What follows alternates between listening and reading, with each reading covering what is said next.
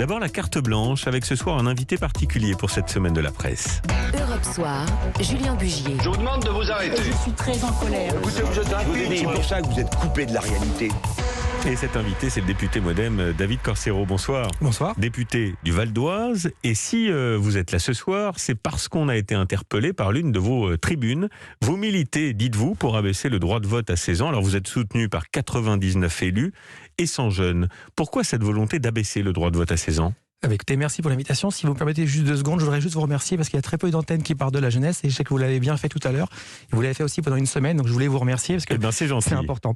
Alors pourquoi on l'a fait ? Parce que vous voyez, j'ai été candidat aux élections municipales à Soisy-Montmorency dans le Val d'Oise et je me suis aperçu pendant cette campagne que les jeunes connaissaient mieux la ville que les adultes. Parce que ça fait 16 ans qu'ils pratiquent le système scolaire, 16 ans qu'ils pratiquent les équipements sportifs de leur ville, 16 ans qu'ils pratiquent les événements culturels et les équipements aussi, 16 ans qu'ils connaissent les rues, qui connaissent leurs commerçants, donc ils ont une très très bonne connaissance. Et depuis que je suis devenu député, j'ai engagé une tournée des lycées, et donc ça a été plutôt marquant parce que quand on discute avec eux, qu'on les écoute, parce que c'était vraiment l'objet de les écouter, ensemble, ils nous parlent de vote, et on a repéré un point qui était assez important, ils ont une méconnaissance des institutions, et surtout, ils ne comprennent pas le rôle de la démocratie. Donc ça, c'était le premier point. Par contre, quand on ramenait ces sujets sur le local, alors là, on était bluffés, parce que ils avaient des propositions très concrètes, et surtout comme si c'était élu, parce que pour eux, ils savent se projeter dans leur environnement, parce qu'ils le maîtrisent et ils le connaissent, et c'est là où ça devient très intéressant, parce que pour eux, tout est lié à plein de choses. Ça veut dire qu'ils nous parlent d'écologie, mais d'écologie sur la planète, mais aussi localement. Ils nous parlent de dette, parce que la dette de leur ville les intéresse, et ils nous parlent surtout d'avenir, parce qu'ils se projettent.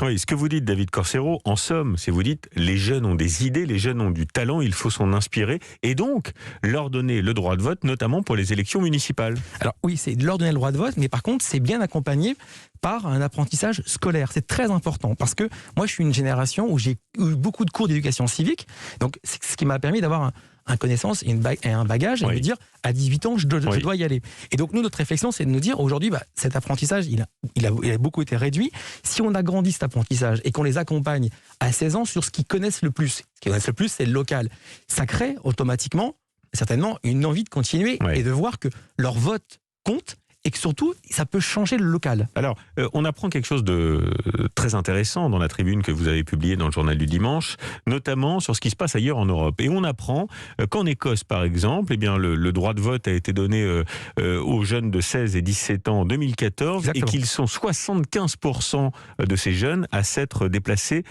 pour voter dans les urnes. Idem en Norvège, où les élections locales ont été un franc succès, en 2011 notamment, à partir de 2011, en Autriche également. Et ça s'est traduit là-bas par une participation, dites-vous, de 90% des jeunes de 16 ans et plus aux élections locales. Donc ça fonctionne. Justement, ça fonctionne, mais parce que aller voter, ce n'est pas un acte solitaire. Et c'est là où ça devient intéressant. On a remarqué dans les études qui ont été faites que quand on va voter, je pense que vous allez pouvoir vous projeter, vous, quand vous allez voter, vous n'y allez jamais seul. Vous y allez soit en famille, avec votre femme, votre conjoint, ou soit quand on a 18 ans, on y va rarement avec nos parents, on y va avec nos copains et nos copines, et c'est là justement, c'est là tout l'intérêt. À 16 ans, on habite chez nos parents.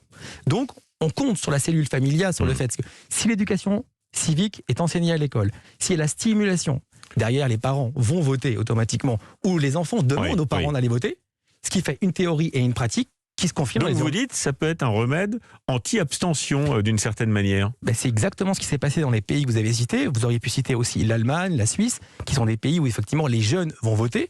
Et par contre, il y a juste sur un pays où effectivement en Autriche, il y a eu un record de 90% de participation qui s'est effondré par la suite parce qu'il n'y avait pas d'accompagnement scolaire. Et c'est là où c'est intéressant, c'est que nous, on pallie sur les deux, un accompagnement plus un droit de vote sur la théorie pratique locale. Dernier point, David Corseiro, que vous mettez en avant dans la tribune.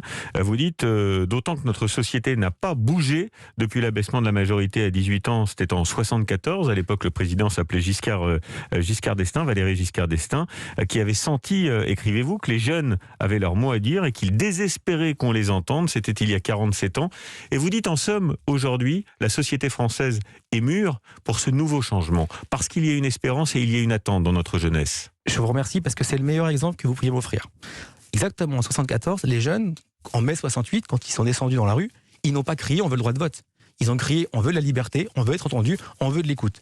Et bien exactement, si vous regardez aujourd'hui, tous ceux qui votent massivement, ce sont les jeunes de 68 qui continuent à voter. Donc effectivement... Les fameux boomers. Exactement. Et donc, en fait, nous, c'est ce qu'on n'arrête pas de répéter, c'est qu'aujourd'hui, les jeunes sont prêts.